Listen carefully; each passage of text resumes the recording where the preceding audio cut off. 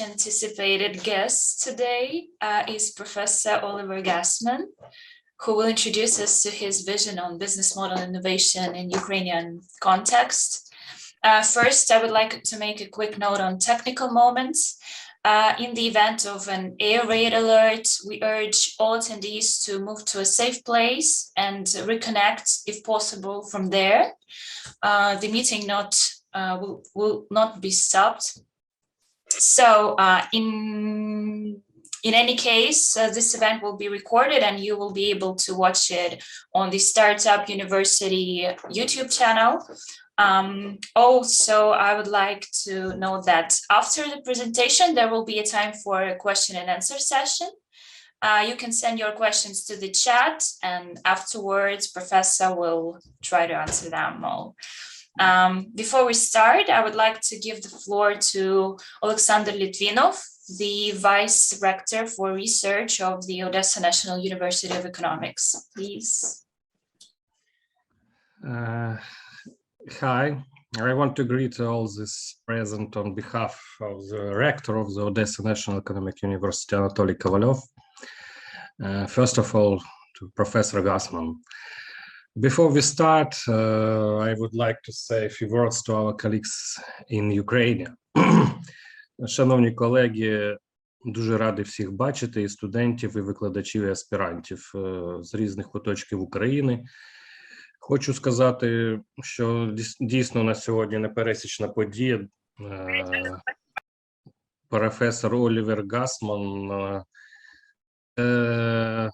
один з авторів провідної, як на мою думку, наразі наукової теорії в бізнес-освіті, в бізнес-науці, про яку він нам більш подробно розкаже. Ну, ми всі знаємо, напевно, в теорії те, що найголовне, що ми збираємось робити, а головне те, як ми це будемо робити. З точки зору бізнесу, це доведено і на практиці. Відомо, що більшість інноваторів, на жаль, тих, хто роблять якісь винаходи, не досягають успіху. Більшість стартапів також не є успішними. А з іншого боку, більшість лідерів сучасного світового бізнесу, колишні стартапи, які зробили свій успіх на тих самих інноваціях, які були провалені до того. Тобто це підтверджує те, що головне навчитись, як робити бізнес на тих інноваціях, на тих інноваційних продуктах, які створюються. І це ми все знаємо. А в чому ж особливість, чому такий успіх має теорія, методологія інноваційних бізнес-моделей, яку розробив колектив під проводом професора Гассмана? А справа в тім, що вони винайшли, що більшість успішних бізнес-моделей, які саме зробили гроші на тих інноваціях, дуже близько друг з другом пов'язані. І насправді не потрібно кожен раз придумувати якийсь інноваційний підхід до ведення бізнесу, тобто розробляти абсолютно нову бізнес-модель. Достатньо вивчити досвід і подивитись, як це може бути використано на прикладі вже конкретному. Саме такі прості речі, які були сформовані в цю теорію, дозволили бути таким успішним цієї методології за Business Model Navigator. Today, in the reality we live in, it becomes clearer than ever that it is necessary to be flexible, adaptable, and ready for innovation and change.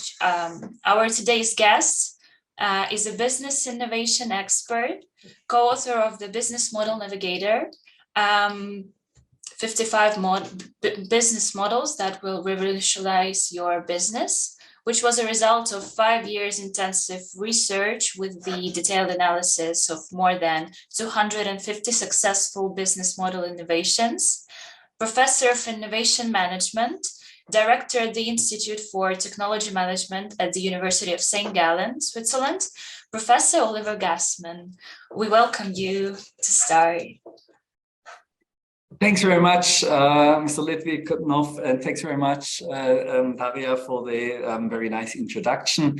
I tried to understand a little bit. However, I am not that good in that.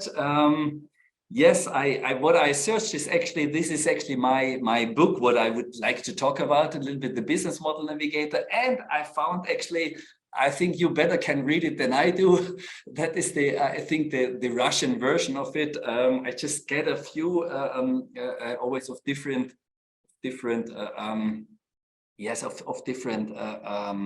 translations. I just get sent a few.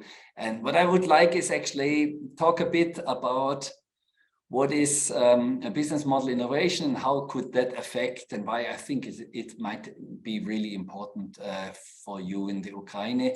And I just try to start, if that's all right.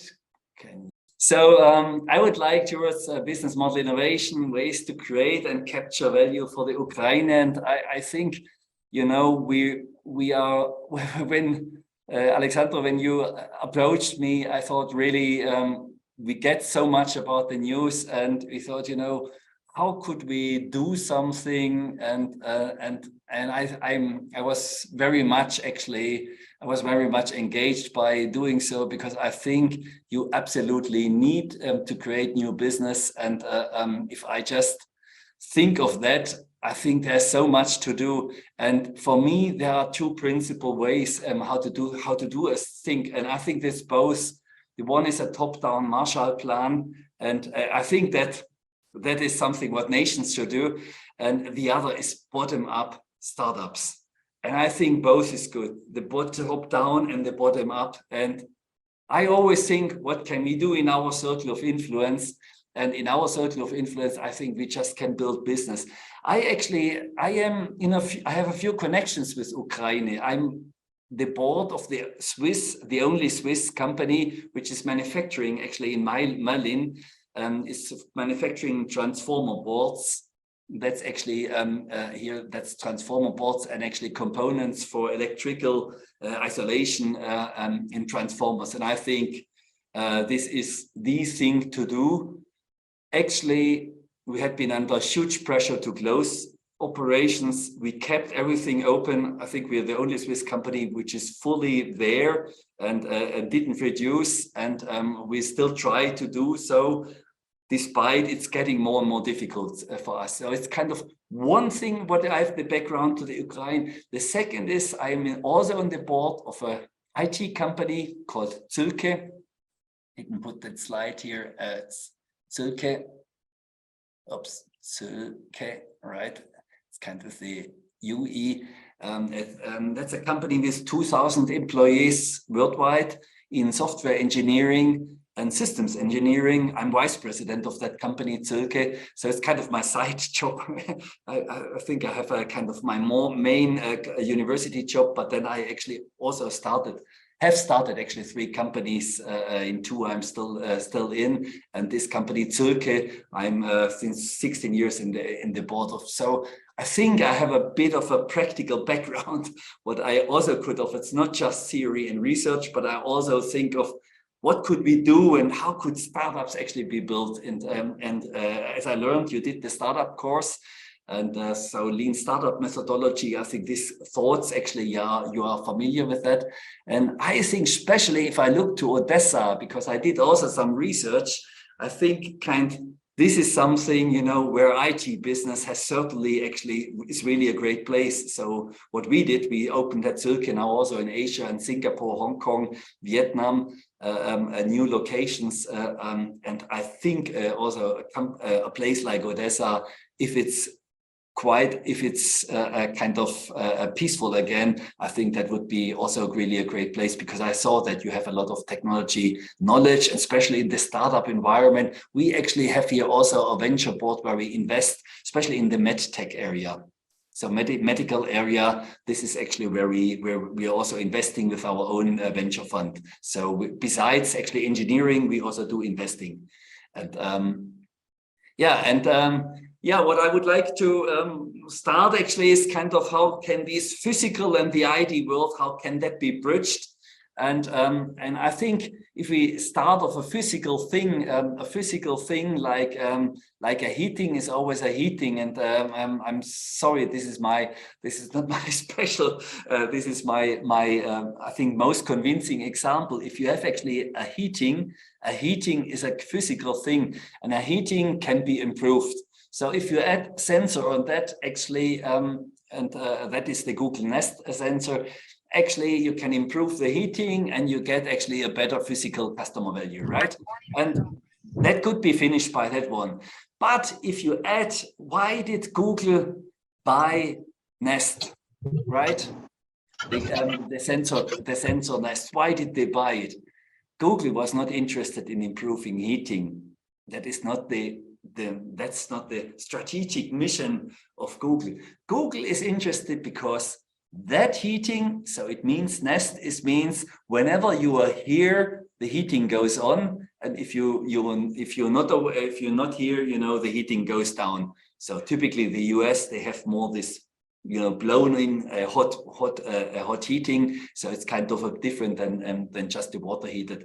But what they did is, if you add then connectivity, if you add certain kind of analytics, you check actually when you're present, when you're not present, then you could actually offer digital services. And most important is the customer value of a physical thing will always be kind of the physical customer value, and the digital service might be actually a digital value. This one is actually pretty local, right? This one is a local value. Sorry about my writing. This is a local writing, and this could be a global thing. And what Google is interested is certainly here. They want to know, are you in the room? Are you not in the room? And what does it mean? And could I connect something? Could I connect it with some digital device in the room? Could I build in services, for example, neighborhood intrusion surveillance, for example, that for intrusion or things, or just simply follow you into your house, because that's why Google started automotive driving, and that's why actually they started actually also to go into this Google sensor. So that is my main message, and this is the core of IoT. So what we are doing is actually at my institute, we are heavily doing research since 12 years for Bosch. Bosch, the company which is in automotive, but also in home active. And we build on what could you do with technology? Because this actually became right now a commodity, right? Sensor technology is quite of commodity, connectivity and analytics get kind of a commodity. So we have a lot of things like if you just think analytics, what OpenAI did just in the very last weeks with the ChatGPT 3 release is actually a huge improvement what happens. But most important is actually what do you do over there, kind of, because that creates additional value. And here, while this value, physical value is very easy, let's improve heating. Okay, if I have more data, I can better prove, when the heating is on, when do I have to put it off, how it can save a bit more energy. But this one is actually something we don't know, and we just need to experiment. And I think, especially if you look right now, analytics, this is a very young area. So this was actually the Alexander, the AlexNet from your name, kind of from the University of Toronto. That was actually in the year 2012. That was the first deep neural network developed, this convolutional neural network from visual pixel recognition. It was the very first designed with a superior performance. And I think that's why the whole area in IT-based and analytics-based is actually at the very early start. And this is where I think coming back also, especially to Ukraine, where I think there's a huge potential there. If we have basic IT knowledge, actually, because this is location independent, companies like us, like Cirque, we build actually IT centers. We started at the beginning with locations. Right now, we are even expanding that. I said, wherever there is a stable infrastructure, which is important, obviously. We actually start and get into the development, and more of the open AI initiatives shows that this is having a tremendous improvement. So if you really just think of what happened with the GDP3 version, there was actually tremendous in terms of the technical improvement. And if you overall check what the open AI initiative actually doing, this is actually a huge advance. And I think more and more we just need to understand how to apply it, because the language is getting on a higher and higher level. But if we do so and have more analytics, there's at the end the question of the business model. So I have here the example of a laser cutting machine of a company called Trumpf. That's Trumpf. And this laser cutting machine stands at the location of Audi. So this is in the factory of Audi, the German car manufacturer. And they actually have this machine, which is totally IoT enabled, which means it can do remote parameterization, system optimization, can do remote diagnostic, can do remote optimization, just everything. So that would be the perfect example for perfect Industry 4.0 machine, which is actually totally IoT enabled. However, they built a firewall, so they didn't allow Trumpf to directly access and monitor the machine. And that means the whole potential of IoT actually is not used. So what are they doing then? What are they doing? They actually built a firewall that whenever we have a problem, Audi, we just put our data into a database. Trumpf is analyzing the data, and once you have solved the problem, just bring it back to our thing. But we do not allow you real-time monitoring and real-time management, which would be the full potential. Why? Because of the business model, Why?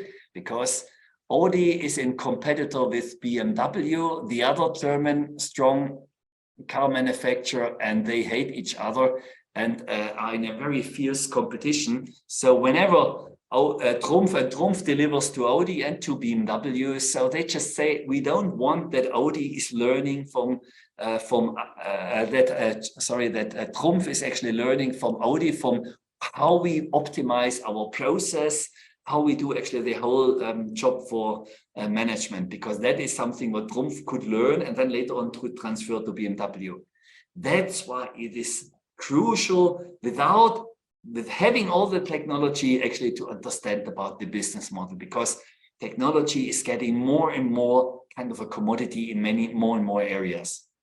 And that's why I think the business model for my Harvard colleagues, I had 2016, a half year, I was teaching at the Harvard Business School. They call a business model the story how to create and capture value. Well, for me, it's kind of a too simplified way. I think it's the American way of telling a simple story, create and capture value. For us, it's kind of more an engineering approach. For us, a business model is the integrated answer to the 4 questions. Who is the target customer? What do we offer to the customer? How is the value proposition created? And why is it profitable, the value? So in other words, it's the target market, it's the value proposition, it's the supply chain architecture and the revenue model. And the integrated answer to that is actually a business model. And if you think a little bit how we could manipulate or change kind of the business model, we said if we have more than 2 axes at the same, we change 2 at the same, then we talk about business model innovation. However, that's just a definition kind of thing. So don't worry. The most important is we have to do it holistically. If you do it only in terms of the what, then maybe it's important. It's kind of the marketing perspective. If you're only here, we are more supply chain and logistics. If you're only here, we're more maybe trying to manipulate the financial model, subscription model, and so on. But to do it in an integrated way, that is, I think, the new thing. why it took so much off. And it was Alex Osterwalder, the very first, by the way, also a St.Gallen person, who started the whole thinking. And we did it a bit more systematic and did a bit more research in that. And we have been inspired actually by our research on that, by the TRIS methodology, which is by the TRIS methodology, systematic methodological in the mechanical engineering, how you kind of a methodology, how you do design rules. And we just looked into empirically 250, at the moment even 350 business model revolutions, and thought about what are the simple patterns behind that. Now, before we go to the patterns, I would just like you to come with a simple example out of our region. For example, the business model of Hilti. Now, Hilti is a thrilling hammer, I think one of the best thrilling hammers what you could have on the construction side. And they just had a great product in the 40s, and they built that, and they're extremely successful and have direct sales. So they started in the 20 years ago with a business model which is called not just product with services in addition, but product as a service. So here you no longer buy a product, you get all those products, but you have it as a fleet, and means Hilti guarantees you the availability of enough construction tools on the construction site. So they say, instead of outperforming and product features, this is extremely strong, we just say we have a fleet of Hilti tools. We manage your tools so you can manage your business. Similar like in industrial manufacturing processes, the kind of C parts. Because for a customer construction company like this one, it's only 2% of the whole value is actually done by Hilti products, even if they would add anchors and all the other stuff. So it's only 2%. And if it's 2%, that's why they say actually it's a non-important thing. So you guarantee us, we supply you everything, including, by the way, theft, or if there is kind of a broken tool, Hilti just replace it, and there's just the average flat rate what they have to pay. So it's actually simplified. The very new one, actually, they even did one step further on. So that tool company Hilti is right now, did in the year 2000, started with product as a service, today 50% of the whole turnover, and are right now since the 2020 actually jumping in even a next step, which is even going beyond. We say we tag actually every product of our customer. So kind of every machine get a badge on it, and everything we just put a badge on it. So we do kind of inventory management for our customer. So that means we are even deeper inside. So every construction asset is actually getting into the tool. Big advantage. Obviously, also the competitive products are also be on the badge. So if a salesperson come to the customer, they exactly know, hey, these guys has 10 Makita tools and have 20 Bosch tools, so they get that all and try to and get it. And in addition, actually, the kind of lock-in effect, what happened already here, the lock-in, which means you can't be easily replaced. If here a Makita is coming, a Makita competitor product is coming, or a Bosch, maybe it's a cheap, maybe you buy 20, you get a cheap deal, you do that. Here you have a very strong lock-in effect, because it's kind of a flat rate, and they typically goes for 36 months, right? 36 months, they offer it. So what you have to do, obviously, you have to pre-finance it. Hilti has pre-financing the whole thing, but then actually they have the tools, and they only they have actually simplified paying system, and get it only a flat rate. And obviously, Hilti promised to the customer, you actually need less tools, because typically you have too many tools, because some are always broken, some are you have the wrong tools. And if you do our fleet management, you actually need less tools, so you save money. And obviously, we get much more market share and we capture actually a lot of value. So for Hilti, highly profitable, and the customer save up to 40%, costs is the delta of what they save for the customer. I'm not sure whether they save fully 40%, but it has to be that successful. So they save at least something. So I guess maybe it's 15-20% in reality, and the maximum seems like 40%. What they save actually because they optimize actually the product, because normally construction sites are very unorganized. And I just think I took that example because I thought, you know, that might be a business which might be interesting actually also for you in future, because a lot of construction actually will be there. And that's the next step. Here, I'm not sure whether this is successful. So this one certainly worked very well. When they started in the software, that means actually they kind of built a SAP system, you know, inventory system. And I'm not sure whether it's already too far from the core competences, but we'll see whether this gets successful or not gets not successful. I'm not sure. Certainly they try to even increase the lock-in effect, because once you take kind of every tool of the customer, you are even deeper in it. Yeah, and that is why they did it, because construction companies have a lot of chaos, and that is maybe not a Swiss construction site.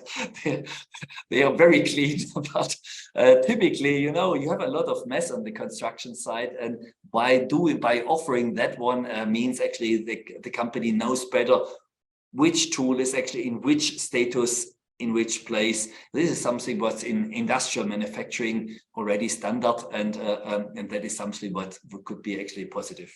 And they actually did a market research with 400 customers in Central Europe and North America, and they came out that actually at the moment the customers, the construction companies, they label the tools very little. So the kind of labeling mostly actually very little is actually really done with barcode. So kind of a bit more sophisticated. Most is actually just they engrave it and put a number on it, but then you don't know. It's a stupid tool, so it has no intelligence.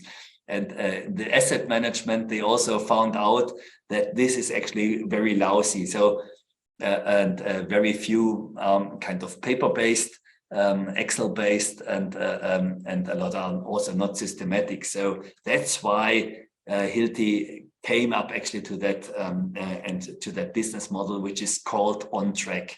If you want to check it out, the On Track business model. All right, so that's kind of what it is, and it's most important is actually if we link the physical assets to the digital world, it's about the customer value. What do we offer? And it's one, simplify the life of the customer or save costs. And certainly saving costs is always important and is actually always helping. And I think if you're zooming out right now after this deep dive example, by the way, there's actually also a Harvard Business Review case on that one, what I wrote together with a Harvard colleague on that Hilti fleet management. So there's actually kind of it's kind of also kind of good documented. Ecosystem evolve around customer journey. That is actually from McKinsey. That is the McKinsey 2018 actually citation to add that.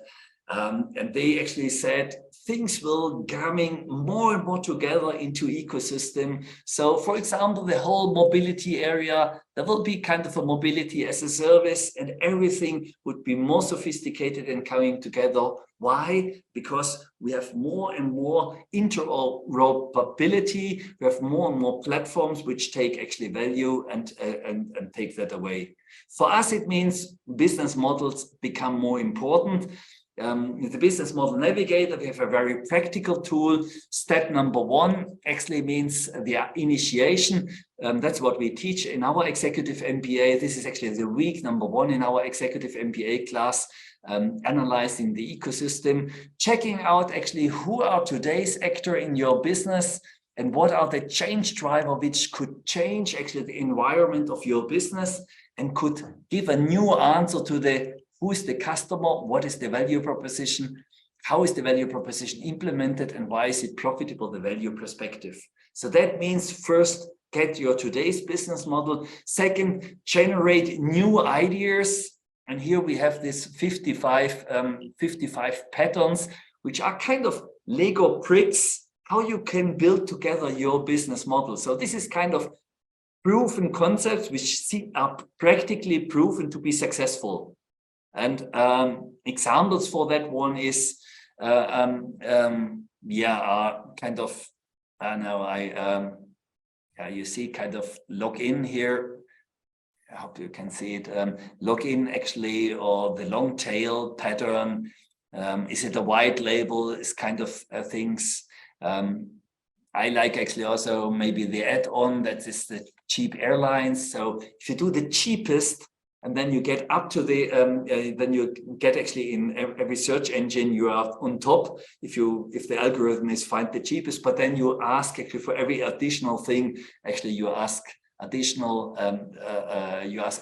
fees, or the Aikido kind of turning the strength of all competitors actually to the upside down. So these are all kind of combinations.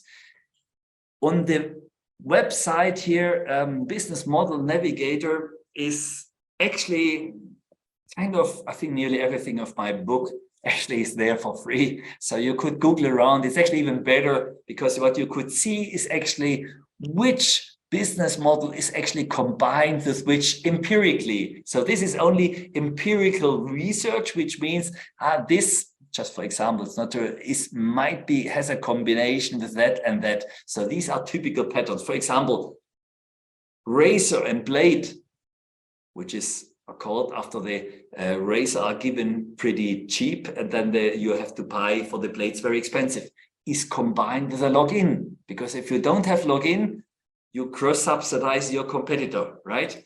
And this is, by the way, very simple than what I did actually at Schindler at that time when we sold high-rise elevators. We sold it for the cost base, but then we got actually into a service business, and the service business is highly attractive.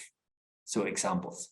So these are kind of generating the new ideas.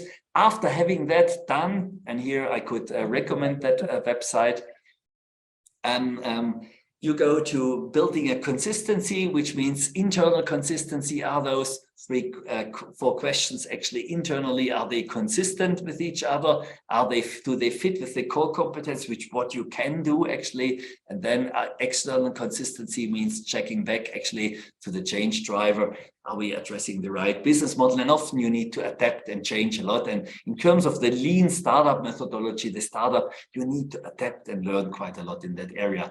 And here I also came with the fourth last thing, the implementation is actually testing. Most important, we say you have actually hypothesis assumptions, you test those assumptions, and you build actually a concept, and you rework that again, because instead of doing a lot of Excel sheets and a lot of calculations in this business cases, we recommend stronger identify what are the basic assumptions, and formulate as a hypothesis, and check each with actually a very specific test.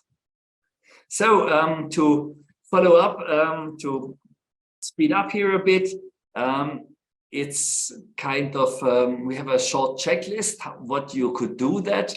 And there's actually, at the core is actually the business model. So that's actually the core thing, the new business model, and describe it in terms of the who, the what, the how, and the why. Describe that one. Then second, check out in terms of the what are actually the gains and pains. This goes back to Clayton Christensen.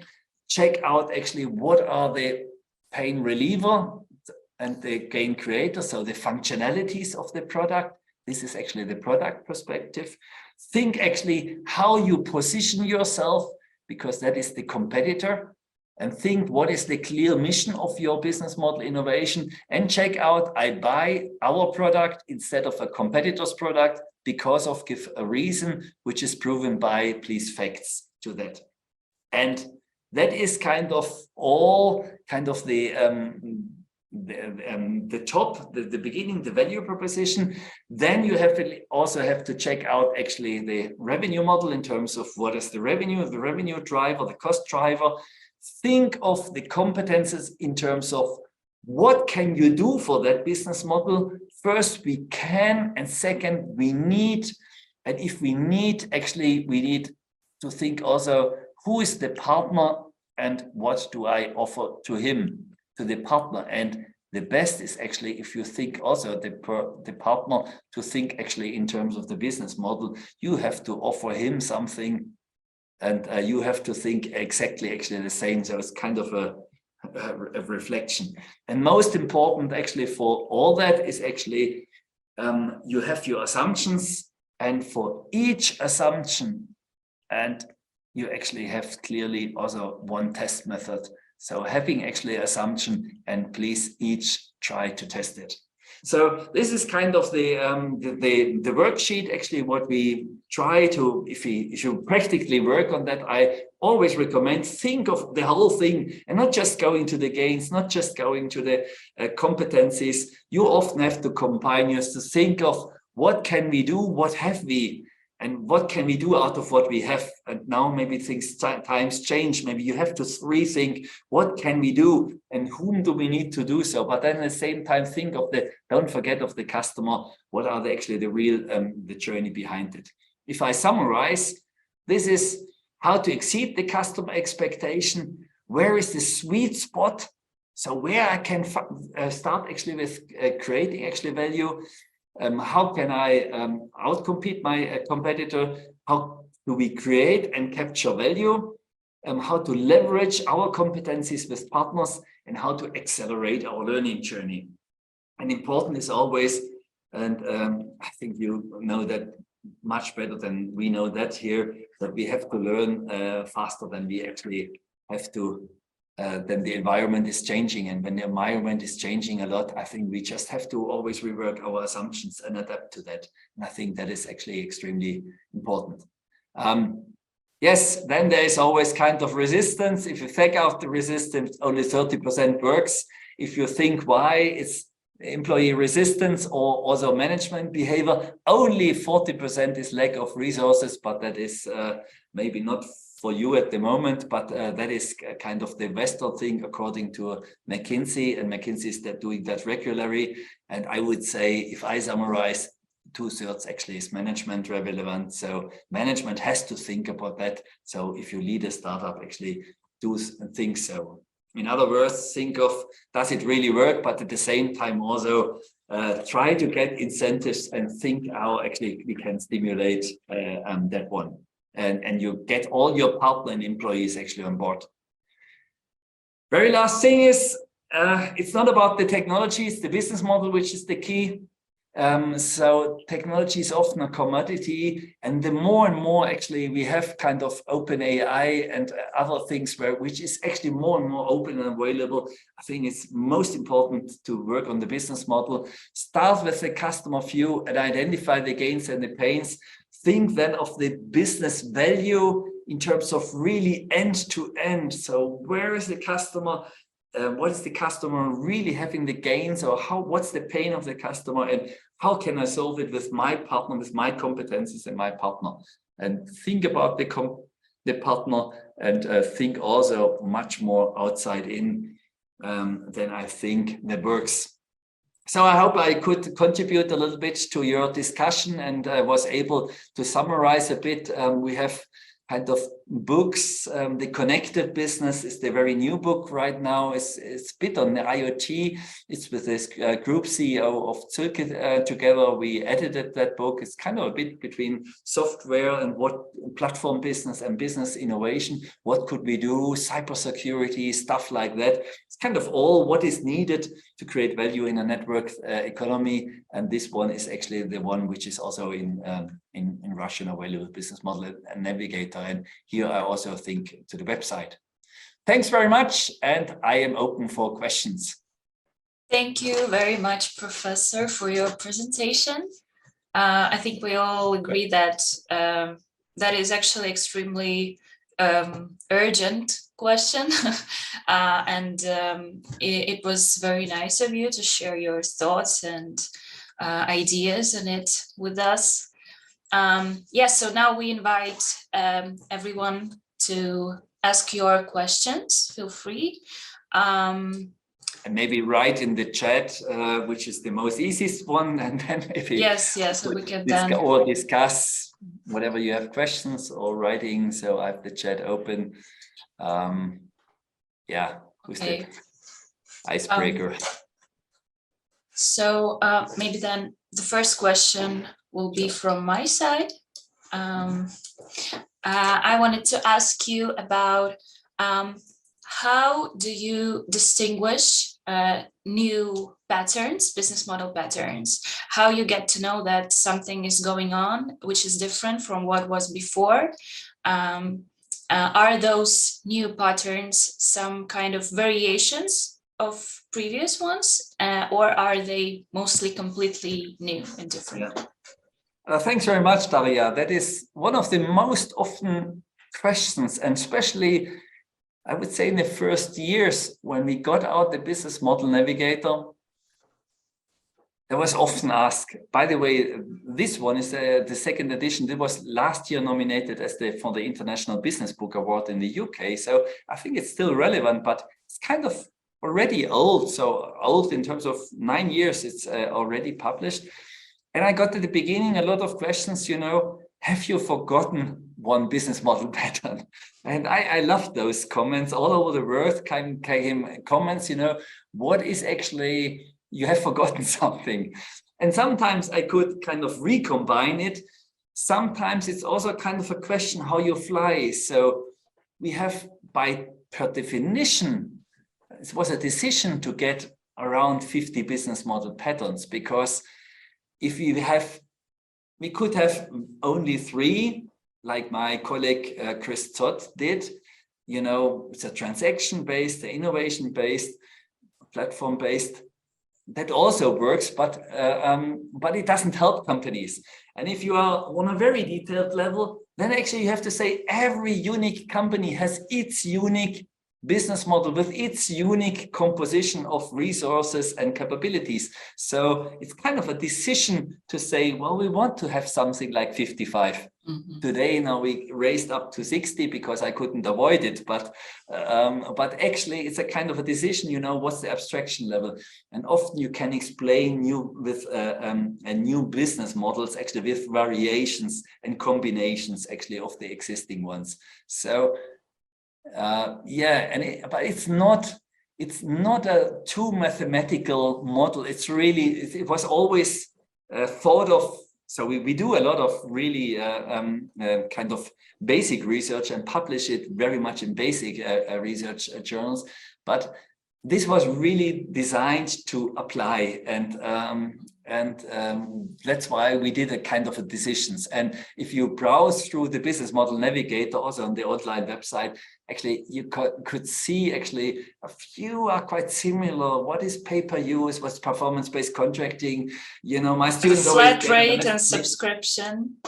Huh? The flat rate and subscription. Yes, also like that. Subscription, we thought of really like a newspaper, what you get actually and you pay, and a flat rate should be a one-time payment. But I agree, you know, and there's a lot of kind of gray areas in between. So today, actually, there's a huge research stream. So I did 5 years ago, I did a presentation in New York and on the business model conference, the keynote, and I actually was astonished how many started actually with taxonomies and really doing research on new business model patterns. So it is there, but our aim was really to deliver a very practical approach to help business leaders and innovators to develop actually a business. So it's kind of, it's an overlap and it's a practical work, which is for me difficult. For to check my exams of my students. So we teach that in the master class, but also in the MBA and the executive MBA class. And it's kind of always, I try to avoid the gray areas so I have a clear answer. But there are gray areas, and sometimes you have rights. You could also argue there's no difference between flat rate and subscription rate. The way we wrote it in detail, there is a difference, but I would agree with you if you say, okay, come on, it's kind of the same thing, and then I wouldn't distinguish kind of in between that. Okay, thank you very much for your answer. Thank you. Yeah. Yes, then Alexander, you agree with the statement that for any product or market, you can find an innovation in the business model that will make business successful. I very much believe so. So whenever there is something, I think you can find a business model to find a solution. Sometimes it's very hard. For example, I was once in the concrete business, which is really very heavy cost reduction driven business, a really old style business. And still you find something, you have to reconfigure. I think you have to dive very deep into the customers' solutions, then think maybe to the customers, and and think in the supply chain, who's supplying you, who's the supplier of the supplier. So think broad. And I think it is everywhere it is possible. I don't say it always works. So I also have own startups and it doesn't work. It's not that I could say it works always. Sometimes, the market change or you have assumptions which are not right. But I would encourage really everybody to think in terms of business model, to start with the value creation part of the customer, with the pains and the gains, to address those, but then to think really in a holistic way and take those patterns as a stimulator to rethink actually today's business model. And today's business model means also select a certain industry and then rethink, like the Hilti thrilling hammer, right? It was not obvious and nobody thought about that. And Hilti was not even under pressure. They started it just slowly and drove into that. And today they have 50% of the world of their whole turnover worldwide actually done with fleet management. And these are highly loyal customers and who actually really appreciate actually also Hilti for their service orientation, but at the same time are very profitable for Hilti and actually create quite a strong loyalty. The other word for loyalty is login. Marketing people would say it's loyalty. I would say it's a login pattern. So it's kind of once you're in, you difficulty actually you have very high change costs actually to get out of it. And that is kind of interesting to look at such a business. What would be the most startups you think of are more IT based or more hardware oriented? What would you think, or service oriented? If I could simplify in terms of software IT, where I read about Odessa a little bit, hardware or service oriented, what would you think? Would you expect actually more? I think it will be service oriented. But maybe this year we have many ideas with hardware startups from the students, business. Yes. I don't know why. Maybe it's because we have many problems with hardware this year. Yes. Yeah, I think so, that this could be. Obviously, it's the easiest part with software, as the service sector is actually more easy. And I think even in the IT sector. So I also would think of the IT sector, because once you have a stable and a stable infrastructure, this is something which is location independent. And I think that might be also interesting. Yeah, but I think the hardware is kind of a lot, and especially if I think of pre-financing. So I was last week in Singapore, and I talked to an entrepreneur who did actually affordable housing in the Philippines. And I talked to this entrepreneur, and he was got a lot of awards by the Prime Minister of Singapore, and was very interesting one actually. I put it on LinkedIn if you're interested. This small kind of the picture, affordable housing, and at the end is actually the business model. What he said is what he has to think of is the business model. So what he did is actually he built affordable houses and said, for not everybody can afford that.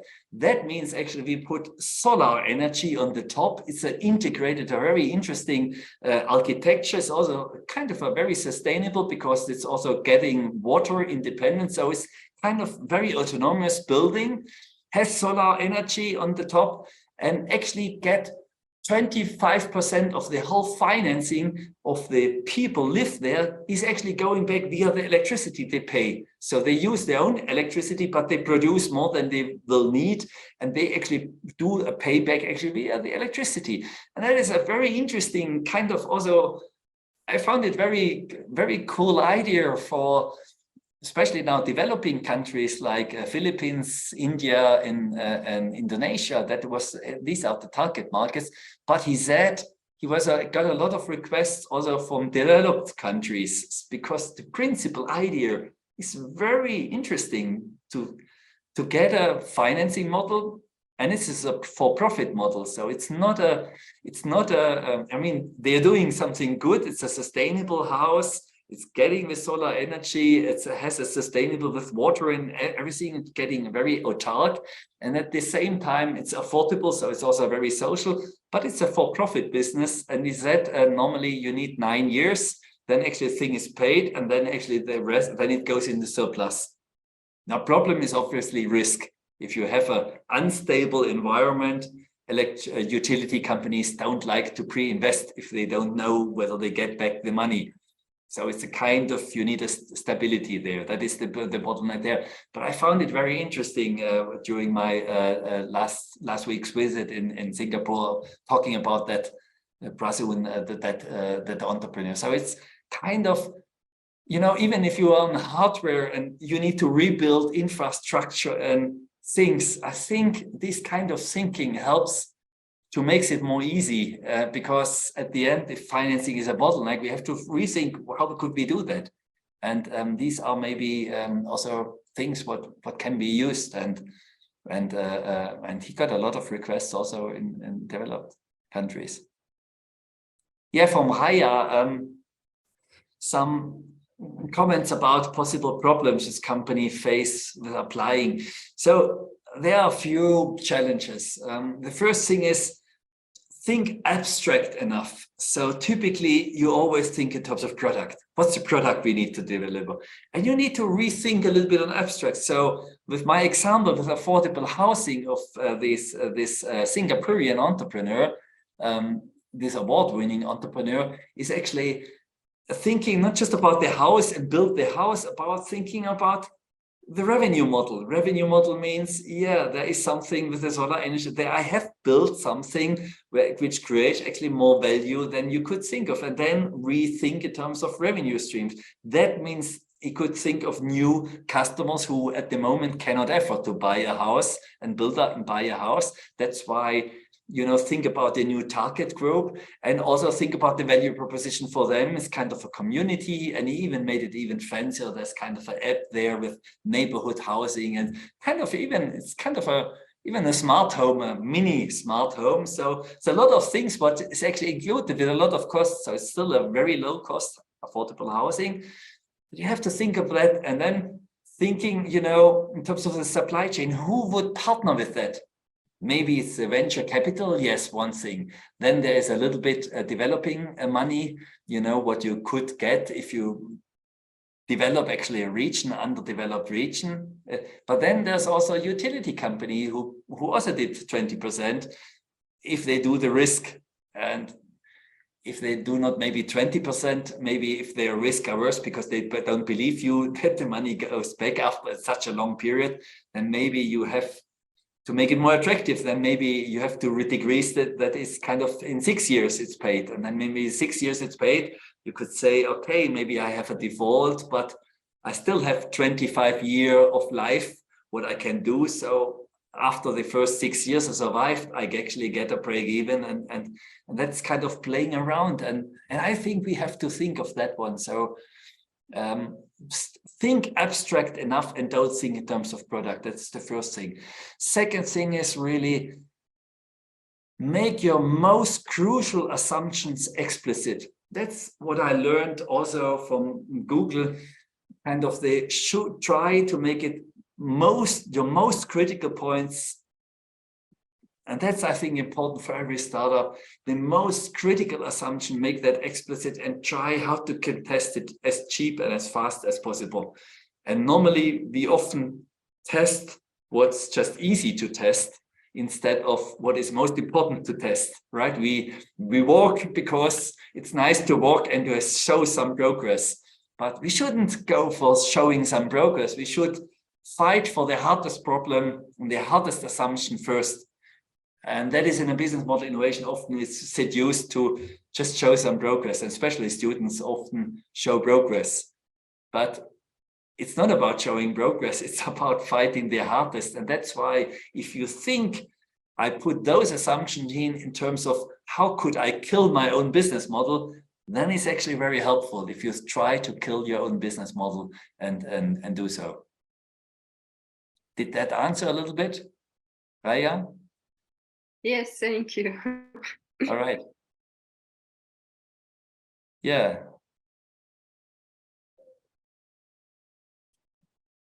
If you have no other questions, I have 10 minutes more before I have to jump. But yes, it was very thanks very much for your attention, and I hope you could use some of the things.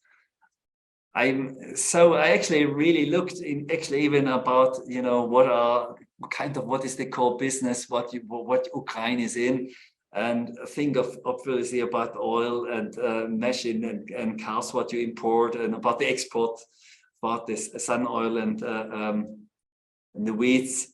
But I didn't came up with a solution like that. I think you have to break and have to think of startups has to be tech-based and have to be innovative in terms of business model. And I think this is a chance also to get away from pure raw material towards actually really a greater vision and actually more value integrated, because a lot of value you could do independent of location. It's like IT services, a lot is actually location independent. And that's why I think there's a lot of things. I also learned a few startups which had the origin in Ukraine, but became very successful. Also the blockchain, I'm not so convinced about blockchain, but there are kind of ways, where we could do a lot actually if we have the right idea. And and I wish you a lot of success in doing so and implementing so. Thank you very much, Professor Gassman, for the knowledge and for the discussion. It was a great pleasure. We hope to meet you in peaceful Ukraine. That was our promise. What we did at Weidmann, we wanted this year was Ukraine. Actually, on my first visit to Ukraine would have been on Malin. I'm since 4 years on the board, and we had on a lot of different locations that would be Ukraine. And we said, promise as soon as the first thing is over. No matter how long we travel to Ukraine, how difficult it gets, we will be there, and very much. We hope. Cross my fingers for you. We hope very much. We are waiting you. Yes. So thank you very much, and thanks to everyone who found the opportunity to attend today's event in such difficult circumstances. Thank you, everybody, and see you in Startup University. Thank you very much. Yes, thanks very much. And it was a pleasure. Everybody of you. Take care. Oliver, thank you very much. Bye. Thank you very much. Bye, thanks.